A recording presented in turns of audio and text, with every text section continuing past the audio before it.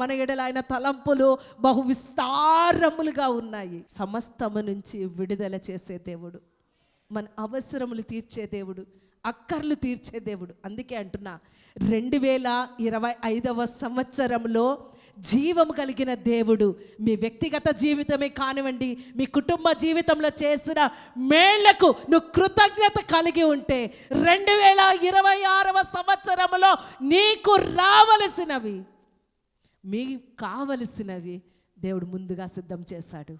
ఏది చేసినా నీ నోట మొదటగా ఉండవలసిందేంటో తెలుసా? కృతజ్ఞత. కృతజ్ఞత కలిగి ఉండాలండి. మనుషులకు చేస్తే మర్చిపోతారేమో కానీ దేవుడు మర్చిపోలేడండి. ఆయన మర్చిపోటకు ఆయన మనుష్యుడు కాదు.